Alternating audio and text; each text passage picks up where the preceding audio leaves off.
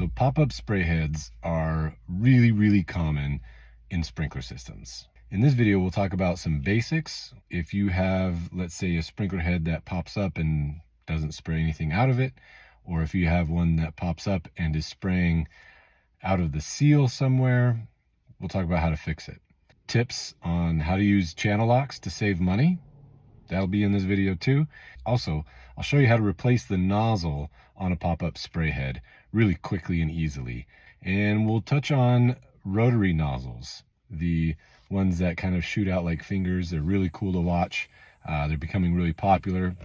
We'll talk briefly about those as well. And we'll also touch on the different types of nozzles that you might see out there. Some of them are more common than others, but we'll touch on that too.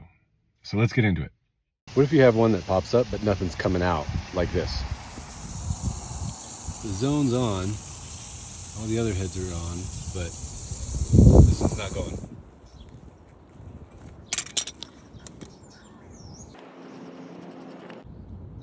There's no filter in that one. Probably needs a filter. Could be clogged in the nozzle as well. I'm gonna flush it out and find out. Well, I'm good now. I shut the water off. It looks clear inside there, but now how do I get the nozzle screwed on there? Just put the filter in like this.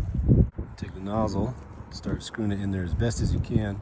Now it won't get it all the way tight, but it'll give you enough to pull up on that. And then you can tighten it down all the way. That's looking really good. Replace the old one. And this is looking good. So here's another common problem. So this head, while it was running, was not just spraying out where it's supposed to at the top here, it was spraying out at the bottom here. It was gushing a lot of water, and now it's not popping back down. So I have to push it back down there. So it could be a wiper seal, but look in there and you can see that those rocks, that debris. You can see down inside there, rocks down there. That's what's causing the problem. It does happen. Rocks and debris get in the system. So I'm gonna flush this out, test it again. All you have to do to flush it is keep that cap off so it's open, and then turn the zone on real quick and turn it back off. It's gonna blast all those rocks out, and then I'll put it back on and test it again. That's flushing it. You can see there's no spraying coming out here, so we're good to go. This is a different type of nozzle. It's called a MSMTR, or multi-stream, multi-trajectory rotary nozzle, and those are way more water efficient than spray nozzles, but they fit on the same heads, and they are adjustable as well. They work really good in areas where you don't need as much water, or when you're on a zone with rotor heads. Now this one, you can see missing some there and there, not an even spray pattern. So there's a couple things you can do. One, leave it, but then you'll have some irregular spots in the lawn. Or you can do something. You see this little silver screw here in the middle, a pair of pliers or something. You can gently tap on it. Now do it very carefully, otherwise you'll break your nozzle. See, just got rid of the debris. Now you have a nice looking spray pattern. This one is a mess. I'll try and fix it with just a simple tap. But see, it's not really working, so we're gonna have to replace this one. When you turn the system off to change them out, these heads are gonna suck back down into the ground, and then they're harder to get up. You can get them up, but it's a little harder. So something, you can buy a tool that will pinch onto it. Sometimes you just put a pair of pliers around it just real light like that, and then when you shut the system off, it won't go down all the way, and it's easy to pull up. So here we go. The zone is off. The nozzles pop down. You can see that pair of channel locks held that head up just enough to where you can grab it easily. So you can buy the tool that Rainbird makes, or you can use the channel locks, save yourself some money. So now I'm gonna lift this up and twist it off and put on a new one.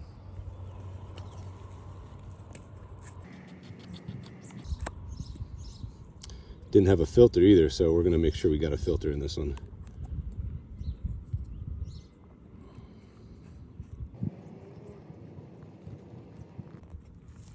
So there's the new nozzle on there, but it's spraying the wrong way. You can tell by these hash marks that come across the top here.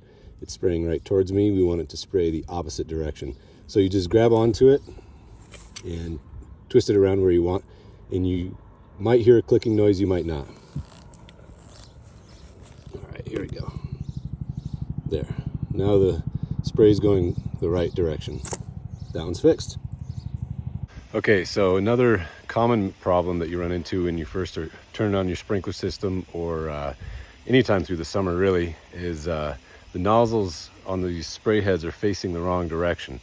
It's not a big issue, it happens all the time. Sometimes you notice it when you start getting yellow spots in your yard, but for the most part, easy fix. So I'll show you how to do that.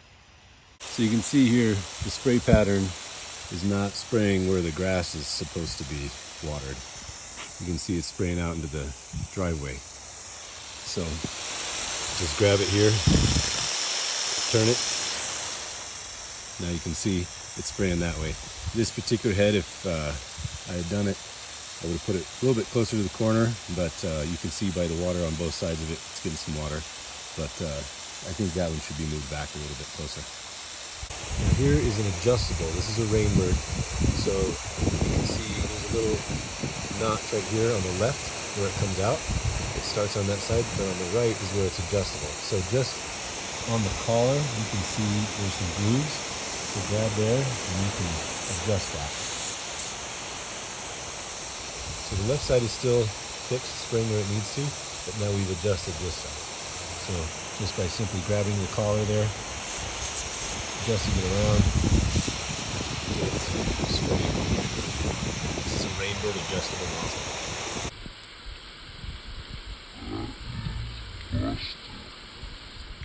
So this is a broken adjustable nozzle, but I want to look inside. You always want to check the filter as well. This filter has some debris in it. You can see it's still functioning, but this filter definitely needs cleaned out. So you can blow it out, you can just scrape it off there, or flush it underwater. In this case, I'm replacing the nozzle, and it comes with a new filter, so I'm going to replace the filter anyway. So you can see this has been damaged from a lawnmower. This spray head will need to be replaced, but what you can do is just unscrew the top and screw a new one down in, put a new nozzle in it. So there's also another type of spray nozzle that is pretty uncommon, but I'll show it to you anyway so you know what it looks like.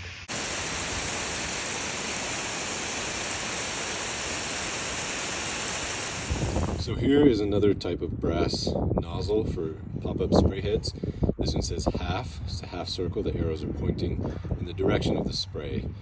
So you can see here that it is a female thread. So this one works on most pop-up sprays. These are excellent, except they are very expensive. This is a type of pop-up spray. It's only a 3-inch, so it's quite a bit smaller.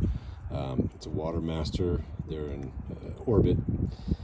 It's a pop-up spray. This has got a brass nozzle on it, and this one is a male fitting. These are the nozzles that are most common. This happens to be a Rainbird brand, but there's Toro and Hunter and others.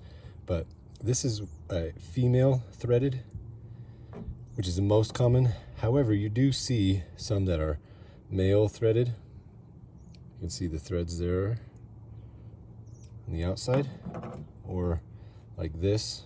This is another style. This is also a male threaded. These are more uncommon, and those brass nozzles that I showed you, those are also male threaded.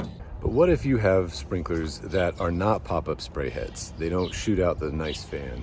They shoot out a single spray. What are those called? Well, those are rotor sprinkler heads. And what's the difference between a rotor sprinkler head, a pop-up spray head, and an impact rotor? Check out the next video, and I'll get into a little more detail about rotor heads and impact heads. It'll be a nice introduction, and hopefully it helps you out.